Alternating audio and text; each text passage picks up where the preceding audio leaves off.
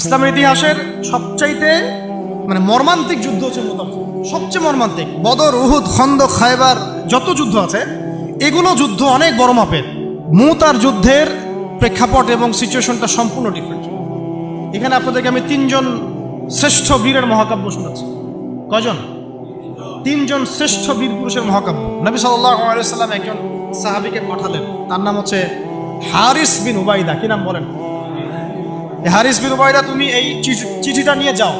এটা তো মদিনা রাষ্ট্র কায়েম হওয়ার পরের কথা, একদম নবম হিজরতের 8ম বছরের দিকের কথা আর কি। তখন ততদিন হুদাইবিয়ার সন্ধিও হয়ে গেছে এবং কাজা উমরা আদায় হয়ে গেছে এবং খায়বার যুদ্ধ জয় হয়ে গেছে। খায়বারের পরের কথা এটা, যে হারিস বিন উবাইদা তুমি এই চিঠিটা নিয়ে যাও, ওই রোমকদের কাছে যাও। তখন তো সুপার পাওয়ার দুইটা, রোমানরা এবং পার্সিয়ানরা। তো এখনকার ওই যে এই কন্টিনেন্টের ন্যাটো আর ওই কন্টিনেন্টের চায়না রাশিয়ার উপর যেটা করতেছে। তো সে গেল ওখানে। সুরাহবিল আল গাসানি একজন শাসক ছিলেন ওইখানকার সিরিয়ার। তো সে ওই চিঠিটা দেখে বলতেছে যে আচ্ছা ঠিক আছে, বসো, দেখি কি করা যায়। চিঠিতে লিখে আছে ইসলাম কবুল করেন, আল্লাহ পাক শান্তি বর্ষণ করবেন, তাসলিম তাসলিম। যে নবী সাল্লাল্লাহু আলাইহি ওয়াসাল্লাম চিঠি আছে না একটা রাষ্ট্রপ্রধানদের কাছে, সে চিঠি পড়ে উদ্ধত আচরণ। আমি এখানকার আমির, আমাকে ওই মক্কার মেষপালকরা চিঠি পাঠায়? কে চিঠি নিয়ে আসছে? যে হারিস বিন উবাইদা। আচ্ছা, ওকে বসাবো। হারিস বিন উবাইদা রাদিয়াল্লাহু আনহুকে রাষ্ট্রদূত, কিন্তু তিনি রাষ্ট্রদূতকে তারা নির্মমভাবে হত্যা করল। কথা বুঝতে পারছেন? এবার নবী সাল্লাল্লাহু আলাইহি ওয়াসাল্লামের কাছে খবর যখন আসছে রাষ্ট্রদূতকে হত্যা করেছে। আমার সাহাবীকে, কয়জন সাহাবীকে হত্যা করেছে? 10 জন, 20 জন, 100 জন না একজন সাহাবীকে হত্যা করার প্রতিশোধ নেওয়ার জন্য নবী সাল্লাল্লাহু আলাইহি ওয়াসাল্লাম 3000 বাহিনীর একটা জিহাদি কাফেলা তৈরি করলেন। 3000 বাহিনী কাফেলায় তিনি নিজে নেতৃত্ব না দিয়ে বললেন যে এই কাফেলার নেতৃত্ব দিবে আমার প্রিয় ভাজন, তাকে তার পালক পুত্র বলা হতো এক সময়, যায়েদ ইবনে হারেসা রাদিয়াল্লাহু আনহু। কোন যায়েদ? তায়েফের সফরের সঙ্গী, তায়েফের সফরে একজন সাহাবী তার সাথে ছিলেন, তার নাম যায়েদ ইবনে হারেসা। যখন তায়েফবাসী নবীজিকে মারছিলেন, যায়েদ ইবনে হারেসা রাদিয়াল্লাহু আনহু তার বুক দিয়ে নবীকে জড়ায় ধরেছিলেন যে আমার গায়ে আঘাত লাগুক, তার গায়ে না লাগুক। এই সাহাবী যায়েদ ইবনে হারেসা রাদিয়াল্লাহু আনহু, তাকে পতাকা দিয়ে বললেন এই মোতার যুদ্ধের আমির হচ্ছে যায়েদ ইবনে হারেসা। যদি যায়েদ ইবনে হারেসা শহীদ হয় তাহলে পতাকা বহন করবে জাফর ইবনে আবি তালেব, আমার চাচাতো ভাই। কোন জাফর? যিনি আবিসিনিয়ায় গিয়েছিলেন মুসলিমদেরকে নিয়ে হিজরত করতে, মনে আছে? যিনি বাদশাহ নাজাশির সামনে কুরআন তেলাওয়াত করার, সূরা মারিয়াম তেলাওয়াত করার কারণে বাদশাহ নাজাশির চোখ দিয়ে দরদর করে পানি পড়তে শুরু করেছে। ওই বাদশাহ নাজাশিও পরে ইসলাম কবুল করেছে, আলহামদুলিল্লাহ। জাফর রাদিয়াল্লাহু আনহু পতাকা বহন করবে যদি যায়েদ ইবনে হারেসা শহীদ হয়। এরপরে যদি জাফরও শহীদ হয়, পতাকা বহন করবে আমার আরেক প্রিয় ভাজন সাহাবী আব্দুল্লাহ বিন রাওয়াহা রাদিয়াল্লাহু আনহু। আব্দুল্লাহ বিন রাওয়াহা রাদিয়াল্লাহু, যাকে যে কোনো মুহূর্তে যদি বলতেন ইসলাম নিয়ে একটা শের বলেন, একটা কবিতা বলেন, ইনস্ট্যান্ট তিনি শের বলে ফেলতে পারতেন। এত সুন্দর, এত উন্নত কাব্য প্রতিভা ছিল তার মধ্যে। এই নষ্ট সংস্কৃতি না, তাদের সংস্কৃতি ছিল একেবারে খাঁটি তাওহীদের সংস্কৃতি। এমনকি কাবা তাওয়াফ করছেন যিনি, তখন কাবা তাওয়াফ করছেন বিদায় কাজা উমরা আদায় করার সময় নবীর সামনে সামনে তিনি ঘুরছেন এবং আবৃত্তি করছিলেন একটা কবিতা কাফেরদেরকে আঘাত করার জন্য। এই কাফেররা, দেখো তোমরা যাকে বের করে দিয়েছিলে তিনি আজকে সসম্মানে এখানে ঘুরতেছে। ওমর রাদিয়াল্লাহু আনহু বলছিলেন যে কাবা তাওয়াফ করার সময় তুমি এগুলো বলছো? নবীজি বলেন ওকে ছেড়ে দাও, সে এমন বাক্য তিলাওয়াত করতেছে, এমন বাক্য সে চয়ন করেছে যেগুলো কাফেরের অন্তরে বর্ষার চাইতেও বেশি বিদ্ধ হচ্ছে, তাকে বলতে দাও। এই হলো আব্দুল্লাহ বিন রাওয়াহা রাদিয়াল্লাহু আনহু, নবীজির অত্যন্ত প্রিয় ভাজন সাহাবী। আব্দুল্লাহ বিন রাওয়াহা যদি শহীদ হয় তাহলে তোমরা তোমাদের মধ্য থেকে একজনকে আমির নিযুক্ত করে নিও। সাহাবীরা বুঝে ফেললেন এই সফরে আমরা 3 জনই শহীদ হতে যাচ্ছি, কারণ একটা সফরে কখনো 3 জন আমিরের প্রয়োজন হয় না, হয়। এবার তারা গেলেন, তারা কখনো আশাও করেন নাই ওখানে যা দেখবেন। ওখানে গিয়ে দেখলেন যে 1 লক্ষ রোমান সৈন্য সামনে এসে দাঁড়িয়েছে। কত লক্ষ? এবং একেবারে ফুল প্রশিক্ষিত, একদম ফুল আর্মড ফোর্সড। আর এর সাথে তাদের সাহায্যকারী দলেও আছে আরো 1 লক্ষ সৈন্য। কয় লক্ষ? এদিকে কতজন? যুদ্ধ হওয়া সম্ভব? আসলে কি সম্ভব? সম্ভব না। যুদ্ধ কিন্তু সম্ভব না। আমরা তো আগে সংখ্যাগরিষ্ঠ হওয়ার কথা চিন্তা করি। কোন যুদ্ধে ইসলাম সংখ্যাগরিষ্ঠতা দিয়ে জিতে নাই। ইসলাম জিতেছে ইমানের বদৌলতে, শুধু ইমানের বদৌলতে। আমরা সংখ্যা দিয়ে কখনো বিজয় লাভ করতে পারি নাই। এখন এবার সাহাবীরা মাশওয়ারা করতেছেন রাত্রেবেলা, আমরা কি করব? কালকে যুদ্ধ করব, নাকি মদিনায় ফিরে যাব, নাকি রাসূলকে খবর পাঠাবো, নাকি কোনো বিকল্প ফোর্স নিয়ে আসার ব্যবস্থা করব, কি করব? তখন সাহাবী, ওই যে বললাম আব্দুল্লাহ বিন রাওয়াহা রাদিয়াল্লাহু আনহু দাঁড়ালেন। তরুণ সাহাবী, আপনাদেরকে বলছি, তরুণ সাহাবী দাঁড়িয়ে বলছেন যে, হে আমার ভাইয়েরা, আমরা এখানে কি জন্য এসেছি? হয় আমরা এই যুদ্ধ করব, শহীদ হব, না হলে আমরা গাজী হব।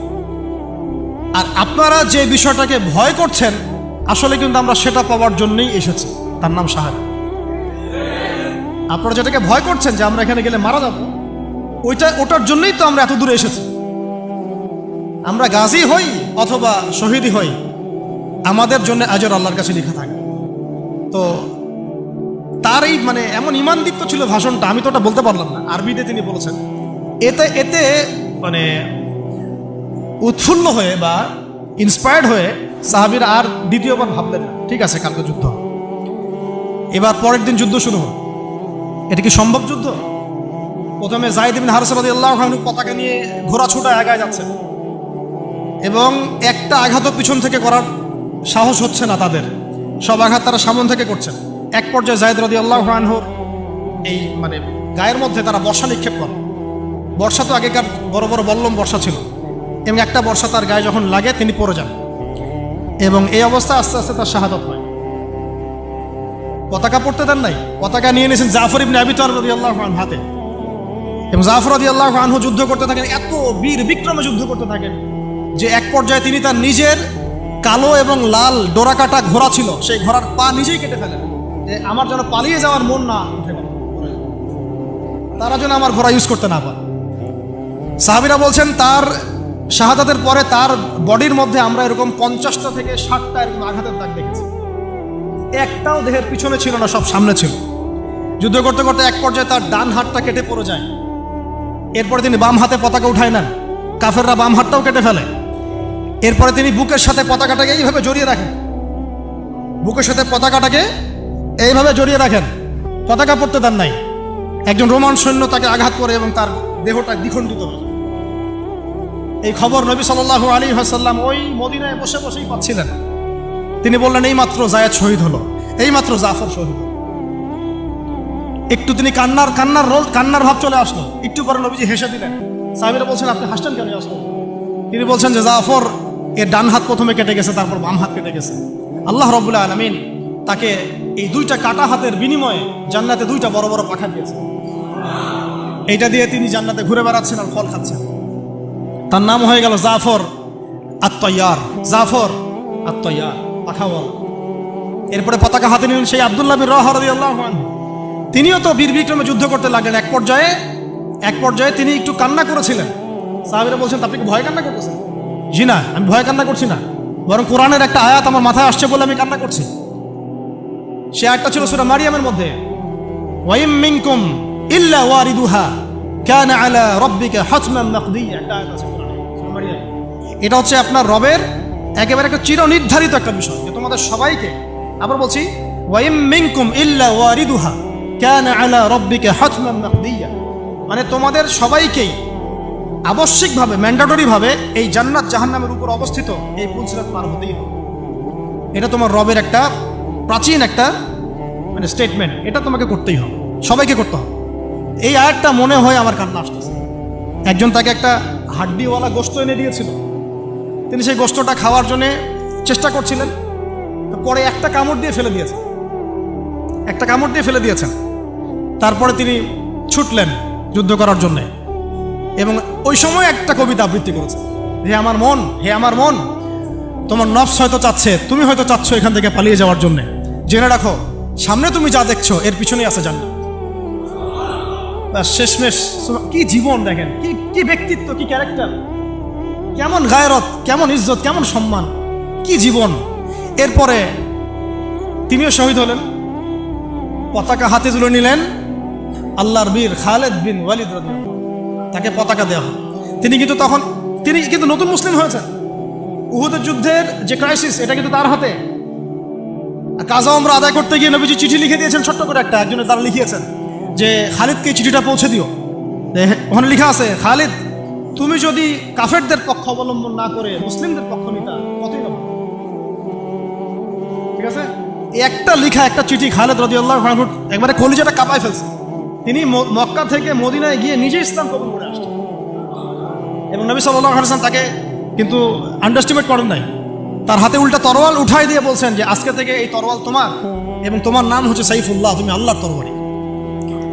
এরপর থেকে তিনি প্রায় ৮০-৯০টা যুদ্ধ করেছেন, সবগুলোতে জয়লাভ করেছেন। ওই খালিদ রাদিয়াল্লাহু আনহু পতাকা তুলে নেন মোতার যুদ্ধে।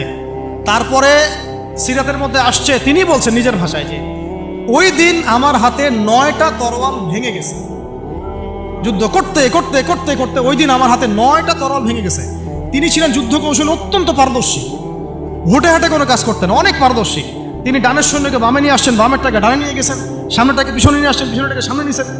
বর্ষা যারা ছিল তাদেরকে পিছনে নিয়ে আসছেন, তীরন্দাজদেরকে সামনে দিয়েছেন, মানে ওদেরকে ভেবা চাকা খাওয়াই দিয়েছেন যে ওরা মনে করতেছে এরা মনে হয় অনেক, হ্যাঁ এরা মনে হয় আরো বিকল্প ফোর্স নিয়ে আসছে মনে হয়। ওরা আস্তে আস্তে পিছনের দিকে যাওয়া শুরু করতেছে, আর এদিকে মুসলিমরা একটু একটু করে সেফ জোনে আসার চেষ্টা করতেছে পিছন থেকে। ওরা ভাবতেছে পিছনের সামনে যদি আগাই হয়তো পিছন থেকে ওরা আরো সৈন্য নিয়ে আসছে, আমাদেরকে আক্রমণ। এই আল্লাহ পাক ভয় চাপাই দিলেন, এরা পালায় চলে গেল। ৩,০০০ সৈন্য নিয়ে ২ লক্ষ সৈন্যকে পরাজিত করা হয়েছে। খালিদ রাদিয়াল্লাহু আনহু বললেন আমার হাতে সেই দিন 9টা তরোয়াল ভেঙেছে, আর শেষমেশ ছোট্ট একটা ইয়েমেনি চাকু দিয়ে আমি যুদ্ধ করছি। তাহলে চিন্তা করেন কত কাফের মারা গেছে।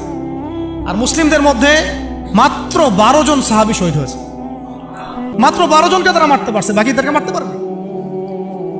এইগুলো হচ্ছে মহাকাব্য, জাজল্যমান মহাকাব্য, যেগুলো আমাদের এই প্রজন্মকে জানানো উচিত এবং আপনাদের মাথায় থাকা উচিত। প্রত্যেকটা সংগ্রাম, প্রত্যেকটা বিপ্লব, প্রত্যেকটা অভ্যুত্থানের পিছনে যেন থাকে আল্লাহর সন্তুষ্টি, আল্লাহর দিন কায়েমের চেষ্টা, আল্লাহর দিনের খেদমতের চেষ্টা এবং ইনসাফ প্রতিষ্ঠার চেষ্টা, এবং জালেমের বিরুদ্ধে আমাদের অবস্থান সবসময় শক্ত থাকবে ইনশাআল্লাহ।